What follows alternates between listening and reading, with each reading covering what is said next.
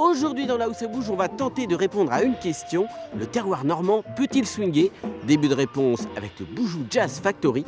Ils sont en résidence au Four à Chaud à Regniéville-sur-Mer.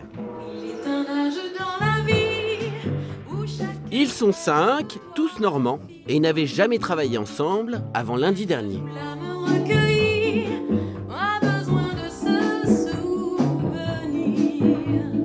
C'est quoi le Boujou Jazz Factory? Alors le Boujou Jazz Factory, c'est une initiative qu'on a eue pour les 5 ans de Jazz dans les Prés. On avait à cœur de finir cette saison avec un groupe à la fois de musiciens normands, et donc ayant 5 musiciens normands à notre disposition, on s'est dit allons jusqu'au bout et approprions-nous un petit peu le patrimoine et amusons-nous avec le patrimoine culturel normand qu'on voit assez peu finalement.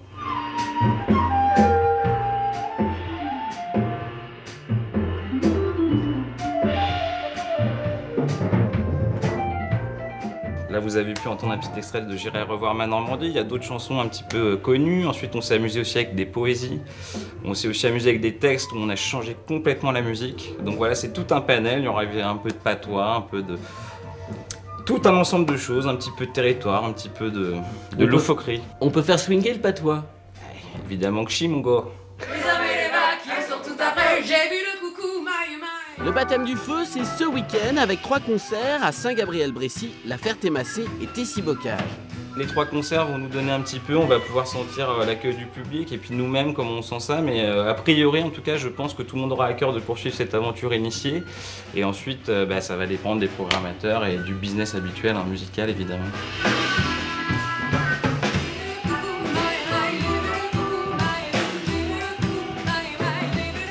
Là où ça bouge à Falaise, au château de Guillaume le Conquérant, pour vous parler d'une exposition contée, un conte que tous les enfants connaissent, La Belle et la Bête.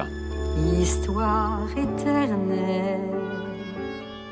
Il était une fois une ville merveilleuse, magnifique. Comme dans tous les contes, c'est ainsi que commence l'histoire de La Belle et la Bête, racontée par Mathias, guide au château de Falaise. Notre marchand a une 3e fille. C'est belle. Chaque salle, chaque pièce du château de Guillaume possède une atmosphère et une couleur particulière de façon à devenir un élément du conte. Juste une rose. On a conçu ce conte avec un découpage par chapitre pour vraiment s'adapter. Il est conçu pour le château de Falaise et il est conçu pour pouvoir vraiment émerveiller et nous emporter de salle en salle avec les conteurs bien sûr.